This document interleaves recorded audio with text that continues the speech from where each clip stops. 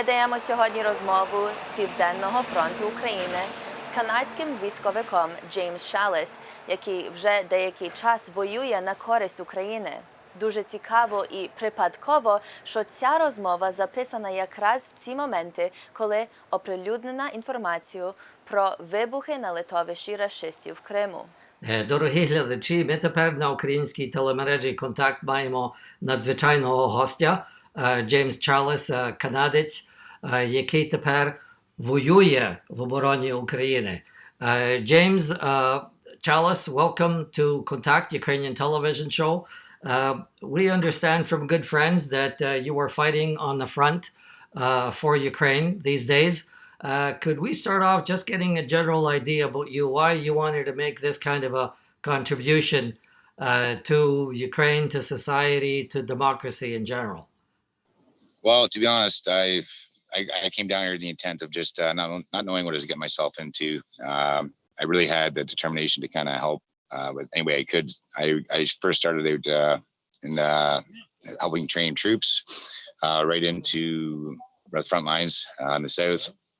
And everything I've seen here so far, I believe that everything I've done, a lot of us have done together and has had a really big impact. Right now, we just found out that we hit the air base in Crimea. When we do something like that, they hit back hard. So we're kind of just waiting to see what happens. But the morale of these guys that are here, they kind of laughed it off. But it's a reality down here.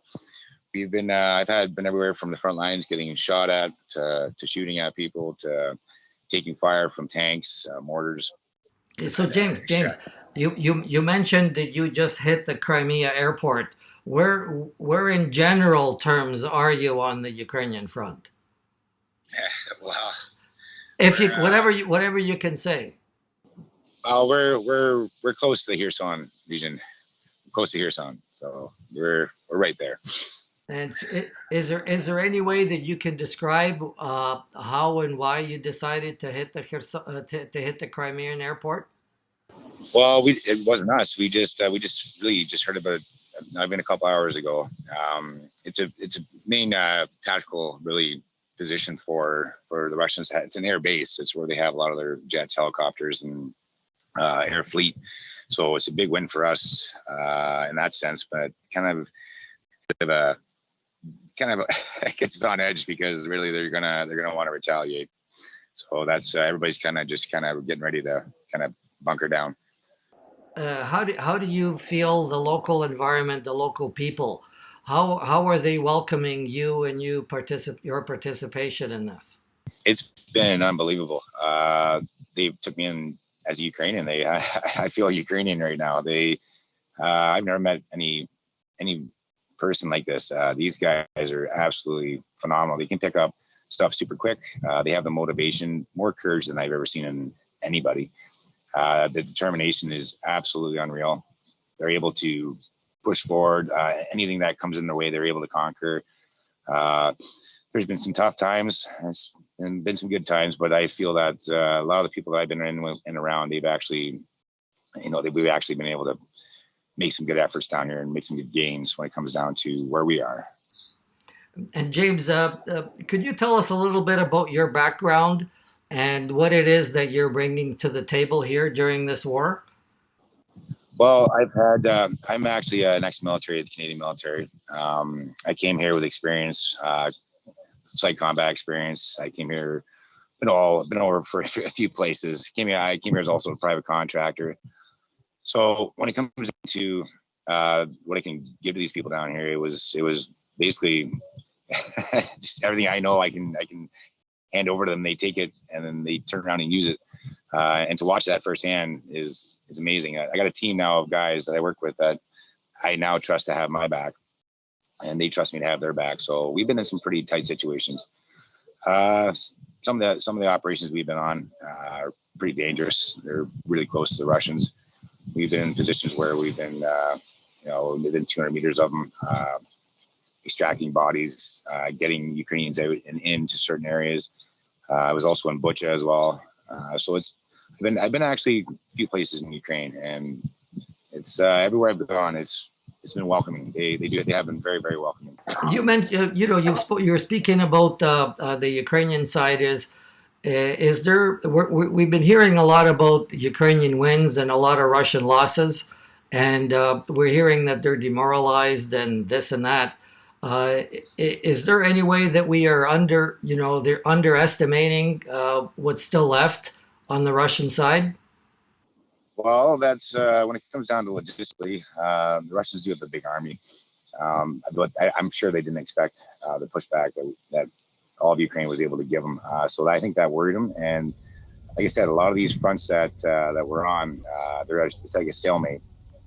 They can't push forward as long as the weapons keep on coming. We're able to keep them back, even with small advances. I know the East has had their problems, but down in the South here, we are actually holding them back, and then able to make little gains here and there. But I think that it really surprised them. And I don't know the outcome, but I do know it feels good. I know that everybody here is pretty excited on how we're doing. So that's a good feeling.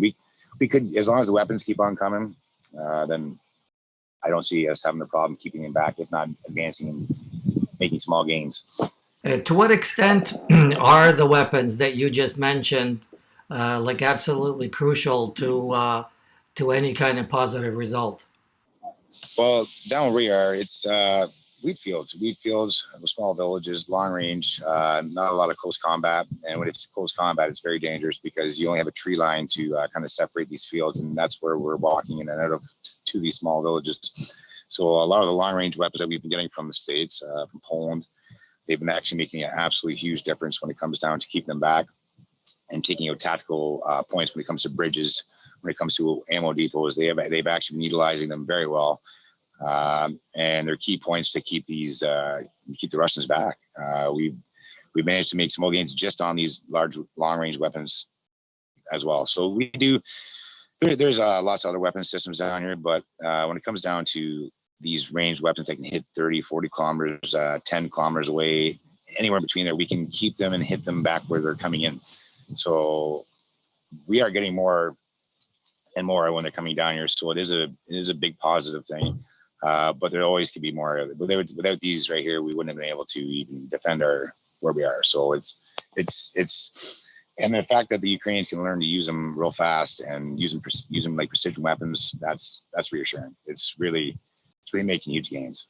So James, we've been sort of speaking a little bit big picture here. Could you describe specifically, like if you can, like in terms of intelligence, what your actual mission looks like every day? What is the focus of your group? What are your objectives and targets, during a particular day? Well, we'll get sent out for maybe a day or 3 days at a time to go do reconnaissance on Russian positions. So we have drone teams, mortar teams, and big guns set up behind us. We'll go find out where the Russians are. We'll pinpoint them, locate them, and report back to either our drone team or our mortar team, and then they'll just start hitting those positions. Sorry. So that's most of our day. A lot of times, like when we come under contact, it's usually in a small canal. Usually a lot of indirect fire. When it comes down to us advancing on villages, usually there's not very many Russians left there, or if we're pulling back, there's usually not a close combat like it is in the East. There is some, but not to the extent of the East, because the East has a lot of forests and cities and villages that are all tight together. Down here is wide open, so it's a really tough game. It's a really tough game to play because it's almost like a big chess match. We know where they are, they know where we are, and it's all about being able to go one way and make them think we're going another way. But it's kind of scary sometimes because we'll get up right in close and personal with them. They can't see us, so that's kind of our job. I don't know how much you would like to speak about this, but I heard that there were occasions, or at least one, where you had to confront the authorities for being a little bit too casual with sending personnel out into the field. Could you describe what that was all about and how you handled it and what the result was? Well, problem down here is that some of these commanders are new. They don't have the experience of commanders that have been in the military for years. So what happened was we've been sent on a lot of suicide missions. A lot of the teams have. Unfortunately, it just happens to be the inexperience of commanders. So we were sent on one. We got to the spot, and I told my team we're not going in. We're refusing. We knew there was Russians there. We gave them the intelligence. We were ordered to go ahead anyways. We said no. We're going to wait right here until we get surveillance. They wouldn't have it. So our other team, Ukrainian team, went ahead of us and they got shot. The Russians were sitting there waiting for them. So we got back to the command. As soon as we seen the commander, I lost my temper. Had an altercation with him. Basically, he said, "You sent us on suicide." And this is the second time he's done this to us. The blood of these guys are on your hand. I felt horrible because it wasn't my place to say, but some of the, and it's not their fault because, like you said, it's a new army. But some of the people in some of these positions they just shouldn't be there. They don't know what they're doing. And then again, there's also some people that are in some position here that are really good at what they do. So it's a mixed match bunch of commanders. I did get in a little bit of trouble, but in the end, it actually caused to be good. The commander actually is gone, and they have a new commander in his position, he has more of a persona. He thinks a lot more ahead as opposed to just trying to send people into certain areas without any reconnaissance. And this was the thing, we do the reconnaissance and we knew there was people all through there and we could tell you where they were. And I knew I wasn't going to go in there. And as soon as the other Ukrainian team went in, we were trying to tell them to stop. And they went forward. We tried to post security up for them. And by the time they got about halfway into the position, they all got shot. So we had no chance. And then there was tanks, BMPs there. There was no way we're getting in. So we were sent in 15 against 50. So it's just the numbers didn't add up. So I was really mad at the commander. We dealt with it. He obviously felt really bad after the fact because it's a decision he has to make and he has to live with. So, but like I said, it's not like that all over the place. I've been on a few missions. I've already lost a couple of friends coming back from an extraction. I've lost a friend in Bucha. I've lost. The reality of it is you're going to get shot at. You're going to have missiles hit around you, mortars hit beside you. It's a war. I kind of came to the fact that it's like an everyday thing now. It's you get foreigners that come down here and they're here for a week or two and they get a shell go beside them about 100 meters away from them and that's it. They're gone.